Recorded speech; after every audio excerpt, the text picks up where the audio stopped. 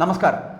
Jayarajan BJP. നേതാവുമായി രഹസ്യ ചർച്ച നടത്തിയ സംഭവം CPM-ൽ ചർച്ചയ്ക്കെടുക്കും മുൻപ് മുഖ്യമന്ത്രി പിണറായി വിജയൻ ജയരാജനെതിരെ പ്രസ്താവന നടത്തിയത് അച്ചടക്ക ലംഘനമല്ലേ? CPM സംഘടനാ രീതി അനുസരിച്ചിട്ട് ഒരംഗത്തിന് മറ്റൊരംഗത്തിന് നേരെ പരസ്യമായി ഇങ്ങനെ ആരോപണം ഉന്നയിക്കണമെങ്കിൽ അതിന് പാർട്ടി ഘടകത്തിൻ്റെ തീരുമാനം വളരെ കൃത്യമായി ആവശ്യമാണ് എന്നുള്ളതാണ്. ശാസന, പരസ്യശാസന, സസ്പെൻഷൻ, പുറത്താക്കൽ ഇവയൊക്കെയാണ് CPM-ലെ ശിക്ഷാ നടപടികൾ എന്ന് പറയപ്പെടുന്നത്. ഇതിന് ആരോപണ വിധേയനായിട്ടുള്ള ഒരംഗത്തിൻ്റെ ഘടകം, അതായത് EP-യുടെ കാര്യത്തിലാണെങ്കിൽ EP കേന്ദ്ര കമ്മിറ്റി അംഗമാണ്. ആ വിഷയം ചർച്ച ചെയ്ത് തീരുമാനമെടുക്കേണ്ടത് കേന്ദ്ര കമ്മിറ്റിയാണ്. എന്നാൽ ഇതിനു മുമ്പേ തന്നെ പോളിറ്റ് ബ്യൂറോ അംഗമായിട്ടുള്ള പിണറായി വിജയൻ ജയരാജൻ ശ്രദ്ധ കാണിച്ചില്ല എന്ന് പരസ്യശാസന നടത്തിയിരിക്കുന്നു എന്ന് പറയേണ്ടി വരുന്നു. പാർട്ടി ജനറൽ സെക്രട്ടറി പോലും പറയാത്തതാണ് പിണറായി വിജയൻ പറഞ്ഞിരിക്കുന്നത് എന്ന് പറയേണ്ടി വരും.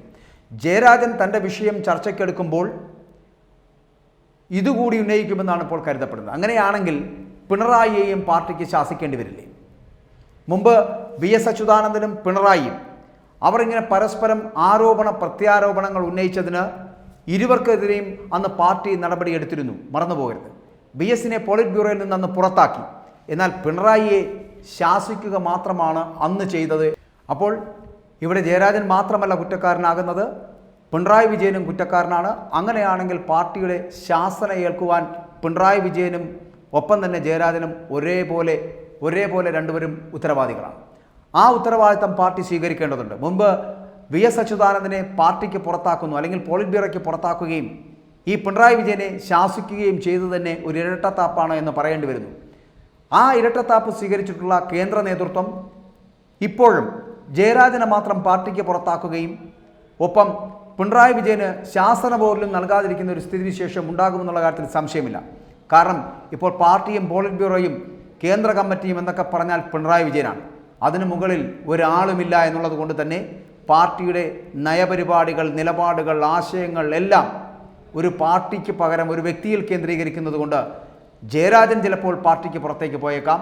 പിണറായി വിജയനൊന്നും സംഭവിക്കാൻ പോകുന്നില്ല. പക്ഷേ ഞാൻ പറഞ്ഞതനുസരിച്ച് ഒരു വ്യക്തിയെ, ഒരു സഖാവിന് നേരെ ഇത്തരത്തിലൊരു പരസ്യശാസന നടത്തണമെങ്കിൽ അതിനൊരംഗത്തിന് CPM എന്ന് പറയപ്പെടുന്ന പാർട്ടിയുടെ അനുവാദം ഉണ്ടായിരിക്കണം.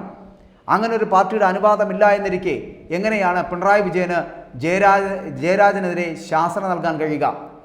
ശാസന, പരസ്യശാസന, സ്ഥാനലബ്ധിയില്ലായ്മ, ഇങ്ങനെയൊക്കെയുള്ള അധികാരത്തിൽ നിന്ന് പുറത്താക്കലൊക്കെ ഉണ്ട് എങ്കിൽ കൂടിയും അതിനൊക്കെ പാർട്ടി പറയണം. പാർട്ടി പറഞ്ഞതിന് ശേഷം മാത്രമാണ് ഒരു തീരുമാനത്തിലേക്ക് എത്തേണ്ടത്. പക്ഷേ ഇവിടെ അത് നടന്നില്ല.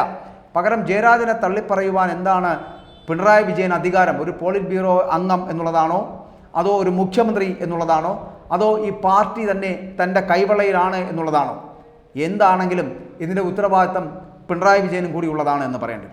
ജയരാജൻ ശരിയാണ്, BJP-യുടെ നേതാവുമായിട്ട് പ്രകാശ് ജാവദേക്കറുമായി കൂടിക്കാഴ്ച നടത്തിയിട്ടുണ്ട് എന്നുള്ള കാര്യം സമ്മതിക്കുന്ന തരത്തിൽ അദ്ദേഹം ഈ ദല്ലാൽ നന്ദകുമാറുമായി ചേർന്ന് ഏതെങ്കിലും തരത്തിൽ അത്തരത്തിലുള്ള ബന്ധമുണ്ടായിട്ടുണ്ടെങ്കിൽ അത് തെറ്റാണ് എന്ന് പറയുവാൻ, പരസ്യശാസനം നടത്തുവാൻ ഈ മുഖ്യമന്ത്രിക്ക് അല്ലെങ്കിൽ പിണറായി വിജയനായിട്ടുള്ള പോളിറ്റ് ബ്യൂറോ അംഗത്തിന്, സഖാവിന് എന്താണ് ഉത്തരവാദിത്തം? അങ്ങനെയാണെങ്കിൽ ഒരേ സമയം രണ്ടുപേർക്കും ഈ ഉത്തരവാദിത്തത്തിൽ നിന്ന് പിന്മാറാൻ കഴിയില്ല. ഇവർ രണ്ടുപേരും തെറ്റുകാരാണ്.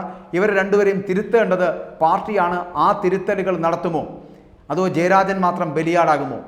വരും ദിവസം, ഇന്നത്തെ ദിവസം നമുക്കിത് കാത്തിരുന്ന് കാണേണ്ടത് തന്നെയാണ്.